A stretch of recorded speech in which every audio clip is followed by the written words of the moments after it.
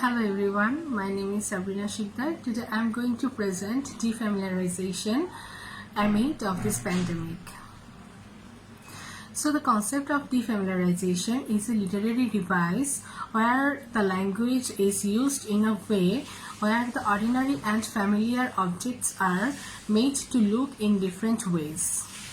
This is a way of transformation where language states its power to affect our opinions.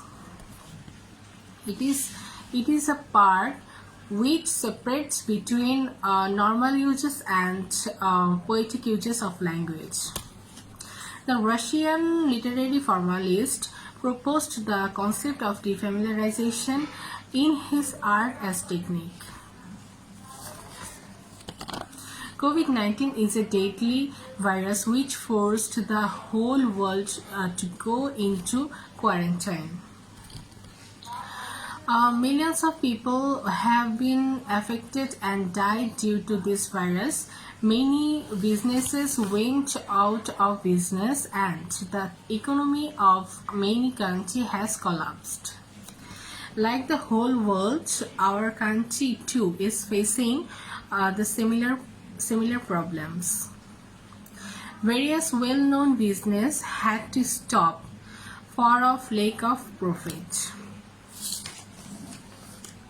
Not only just the business sector, the pandemic is also affecting our education as we are forced to study online classes in this semester and the better half of last semester. Even though studying online is somehow possible, but it doesn't have the same atmosphere, which is hurting our study a lot.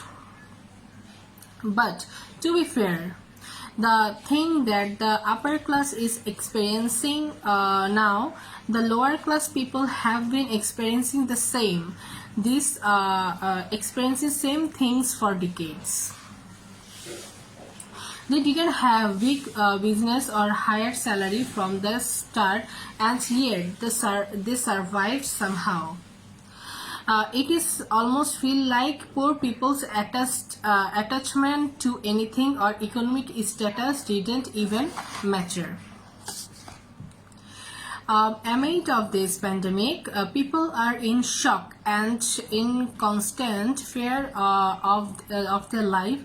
Some people are using this fear in their advantage and spreading fear among all. They are defamiliarizing the pandemic situation, and this is what we are going to discuss today in our presentation. Hello everyone, I am Wasima Rona Khan. Today, as Sabrina already mentioned, our topic to present is familiarizing with the defamiliarization amid pandemic. We have collected several data and articles regarding this topic. Today I am going to present about how the job sectors are getting affected, especially the informal job sector. There are at least 50 million people in Bangladesh involved in the informal job sector, and as we all know that not much of the safety measures are taken in this sector like the formal job sectors.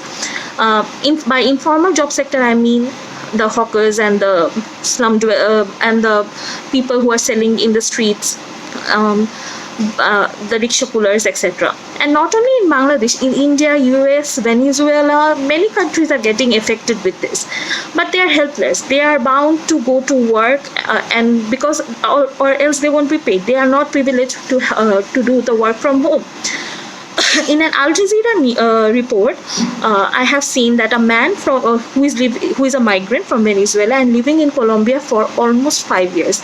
He used to sell sweets in the bus stops, but the 3-week-long lockdown to stop the spread of the virus has left him with no customers, and he has no extra money left. He was forced to leave his apartment, and he is helpless, but and he has nothing left to do other than returning to his hometown. or his country. Um, and he also said that any help at this moment will be a blessing to him, because as he is left with nothing. As we all know, defamiliarization is an artistic technique of presenting familiar things in a different and unique way, to so that the world can get different perspective of the similar things. This is what is happening in the world today. Although it's a virus, it should not distinguish between rich and the poor, but as always, the poor people are getting more affected than the rich people. People, as that's what I want to say. Like, one health is also predominantly dependent on his social structure, and people living in slums and other people living in slums are not maintaining social distance, which we can see. They are not privileged to work from home and get paid for. This is how the poor are always getting more affected, and the media and the social media are also predominantly biased towards the resourceful and the prominent people.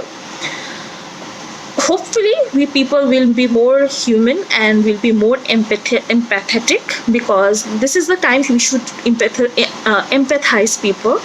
I hope that the post-pandemic world will be much more better than the pre-pandemic world, because as we have seen the worst situations, and the future, although the future is unpredictable, let's go and hope that every cloud has a silver lining, and hope that this will make us more empathetic.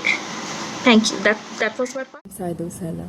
Every aspect of life has been affected by the pandemic, especially the lives of the poor people. They have always been discriminated by class division, and the pandemic affected them the most. Many lost their jobs and are struggling to find new jobs. As a result, they are facing financial difficulties. As we talk about the plight of the working class, we also mention the many challenges faced during the pandemic. Among other issues, we faced problems with the education. Since the classes moved to online platforms, teachers and students have faced technical difficulties. Many people moved out of cities due to lockdown and economic distress, and students attending classes from outside the city faced internet connection problems. In addition to unemployment and economic downfall, sudden change of everyday life has taken a mental toll on people. The pandemic not only affected us negatively, it also gave us some valuable lessons for the future. We faced some bitter truths about our healthcare system and our preparedness to deal with the pandemic, and this is a global issue. I'm Nobul Alam, fourth presenter. People involved in India's healthcare sector have been negatively affected by the pandemic, as can be seen in the news report titled, I quote, "No pay, heckling, 300 nurses go back to Manipur," saying that people who are working in those hospitals had to work without pay, protective gear, and that they are heckled. One of the nurses who had gone back to Manipur told that the hospital she worked in had been closed on April 13. I quote, "After that, we did not get the salary," I unquote, she said. Besides, ULAB Department of English and Humanities, DEH, held a CI session titled Pandemic, a Pandora's Box, COVID-19 and Beyond, in which two discussants, Professor Omar Rahman and Professor Suman Rahman, talked about how the underprivileged people go about amid pandemic. Besides, the moderator, Professor Shamsad Murtuza, also encapsulated the plight of the underprivileged people. Professor Suman Rahman talked about brought an example of Raya Bazaar, saying that people are awestruck to learn that Raya Bazaar has been kept under lockdown, which he labeled as, I quote, "politics of location," I unquote, despite the lower number of cases reported from this very location. I quote, "This is rich people's disease. It does not happen to us," I unquote, Sir told during the CI session as someone from this very location had told him. So it appears that people economically less privileged have met with unprecedented economic crisis, finding apparently no one to value their emotional attachment with the things they are surrounded by with the things they are accustomed to using, they must have been startled, deeply saddened as to experience the unprecedented, the unexpected and unwanted changes which have taken place in their lives as a direct negative impact resulted from the pandemic. And so they are therefore helpless. This brings me to the end of my presentation. This brings us actually end of our presentation, and we have used 9 different news reports to develop this project, and one primary source from the book titled Modern Literary Theory, edited by Philip Price and Patricia Waugh. From her we collected the essay titled Art as a Technique by Victor Slavoski. Thank you.